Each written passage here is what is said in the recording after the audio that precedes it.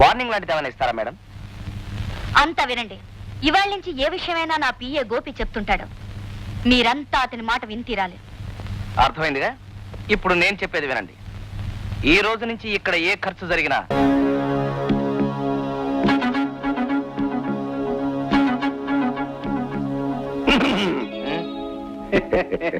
ఏమిటి ఇలా వచ్చారు? ఏం లేదు బాబు, మా అన్నయ్య కూడా ఫ్యాక్టరీలో ఏదైనా పనిస్తే చూసుకుంటాడని. ఆయన చేసేంత మహత్తరమైన పనులు ఇక్కడ ఏమీ లేవు. మారు పేరుతో మనుషులను పిలవడం మానేసి ఒళ్ళు దగ్గర పెట్టుకుని ఇంట్లో పడుంటే చాలు. అమ్మమ్మమ్మ, అంత మాట అనబాకోయో. అస్సలు నేను ఈ అకౌంట్స్ ఎట్లా రాస్తాను, నా వ్యవహారం ఏంటో ఒక్కసారి ఈ ఫైల్ చూసావనుకో నీకే అర్థమైపోద్ది. ఒకసారి చూడు బాబు.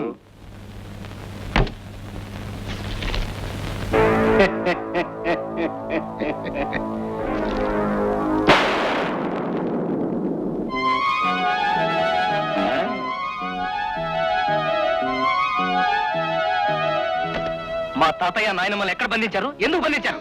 ఎందుక వాళ్ళ మనవడమైన నువ్వు విదేశాల నుంచి వచ్చిన మొనగాడు నాటకాలు ఆడినందుకు, మా ముందే తోక ఆడించినందుకు. పండు అని ప్రేమగా పిలిస్తే పండు లేదు, కాయ లేదు, తొక్క లేదు అని పెడేయాల మీద నా గోపాలు కొట్టినందుకు. మీకు నా మీద ఏదైనా కోపం పగా ఉంటే నన్నేమైనా చేయండి, అంతేగాని అమాయకులైన వాళ్ళని మాత్రం ఏం చేయొద్దు ప్లీజ్. మేము వాళ్ళని ఏమీ చేయకూడదన్నా, వాళ్ళు బతికి బట్టకట్టాలన్నా నువ్వు పని చేయాలిరా పండు. చెప్పండి, నా ప్రాణానికి ప్రాణమైన వాళ్ళని కాపాడుకోవడానికి మీరేం చేయమన్నా చేస్తాను. నువ్వు అమల దగ్గరికి వెళ్ళి ఆమెను ప్రేమించడం నాటకమని, ఆమెను మోసం చేయడానికే నువ్వు అలా వచ్చావని చెప్పాలి. అమ్మలను పెళ్లి చేసుకోను అని చెప్పాలి. ఆ పిల్ల మనసు ఇరిగిపోయేట్టుగా చేసి నువ్వు దానికి దూరంగా వెళ్ళిపోవాలి. అప్పుడు దాన్ని నేను పెళ్లి చేసుకోవాలి. అరే పండు, నీకు 24 గంటలు టైం ఇస్తున్నాం. ఈలోగా మేము చెప్పమన్నట్టుగా నువ్వు ఆ పిల్లతో చెప్పి ఆ పిల్ల నిన్ను అసహించుకునేట్టు చేసి నువ్వు బయటకు వెళ్ళాలి. లేకపోతే నీ తాత మా అమ్మ పైకి వెళ్తారు. అర్థమైందా? కాక చస్తుందా? మనం వెళ్దాం పదరా తమ్ముడు. పద.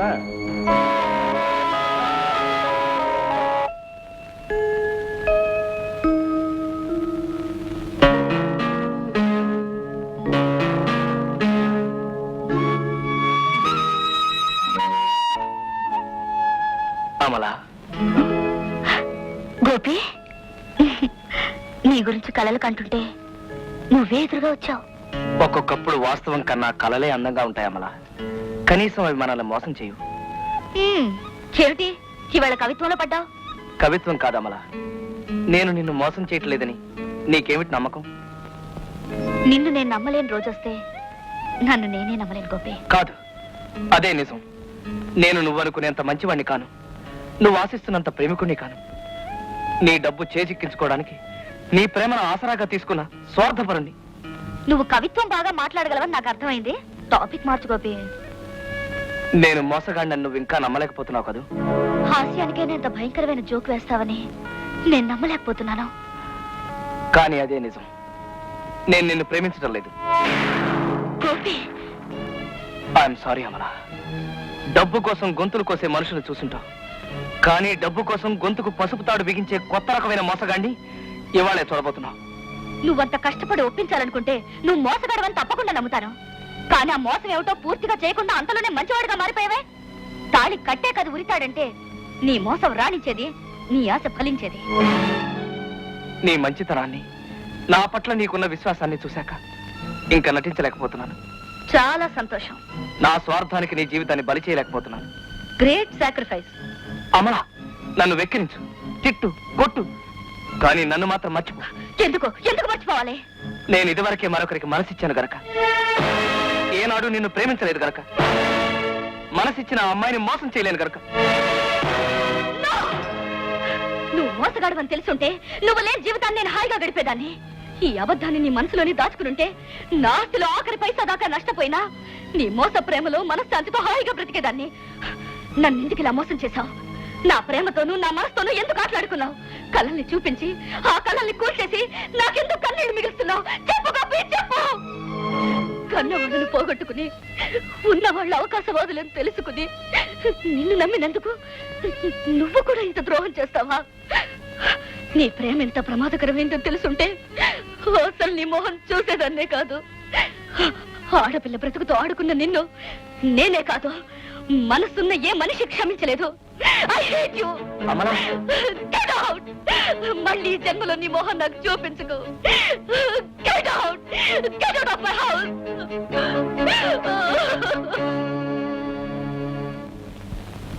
మీరు చెప్పమన్నట్టుగానే అమలతో చెప్పాను. ఎన్నా సంతోషం.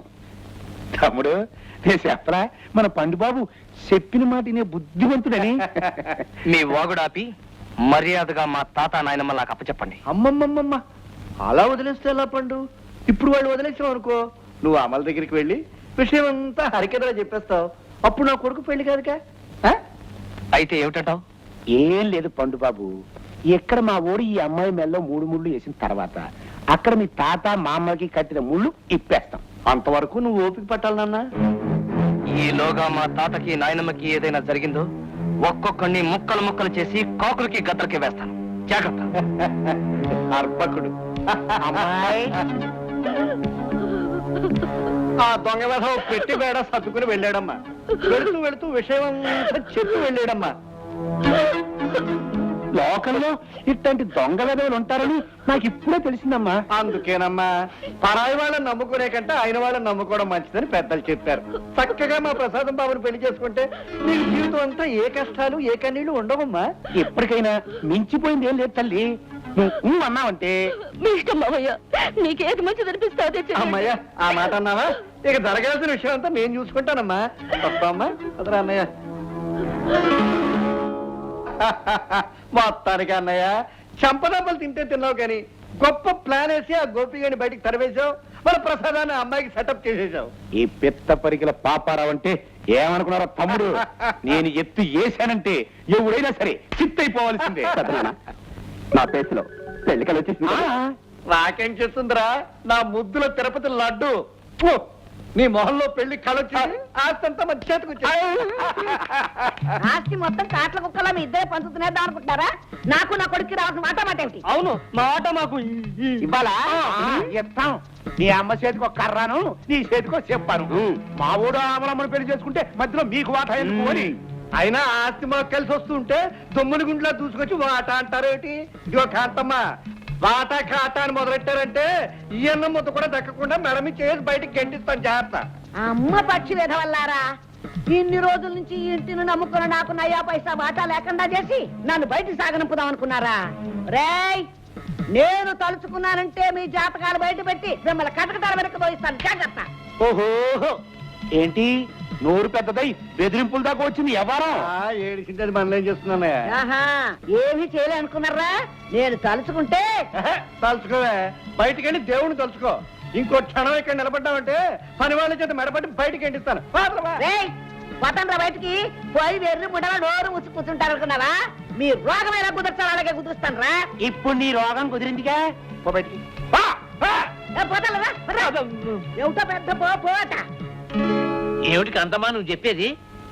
కోటేశ్వరరావు గారిని గన్నబేరన్నో అతని కొడుకు కలిసి చంపేశారా? అవునండి బాబు, దిక్కుమాలిన దాన్ని. ఆ రహస్యం ఇంతకాలం నా కడుపులో పెట్టి దాచుకున్నాను. ఆగడం ఎందుకే ఇప్పుడు? అసలు విషయం త్వరగా చెప్పు చావు. మా తమ్ముడు కోటేశ్వరరావు చావడానికి ముందు ఆ గదిలోంచి ఏదో గొడవగా వినపడింది. నా అలవాటు ప్రకారం ఏమిటా అని కిటికీలోంచి తొంగి చూశాను. అప్పుడు పట్టు. నాన్న నాన్న, ఆ నగలన్నీ కొట్టేద్దాం నాన్న. అన్నిటికీ తొందరే నంగిరి వేసవా. మనకు కావాల్సింది 2 లక్షలు.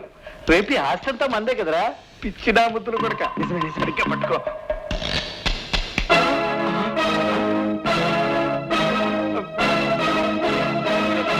గండబేరండం, ఏమిటి మీరు చేస్తున్న పని?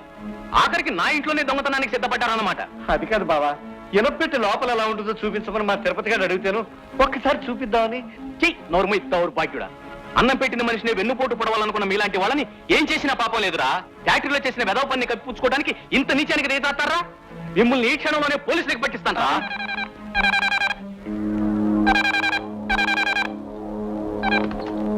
Hello hello daddy. అమలా, ఆ, నేనే అమ్మల్ని. నీతో ముఖ్యమైన విషయం చెప్పాలమ్మా. ముఖ్యమైన విషయమా? ఏమిటి డాడీ? ఏమిటంటే daddy, hello daddy. Daddy, daddy, daddy, hello, hello.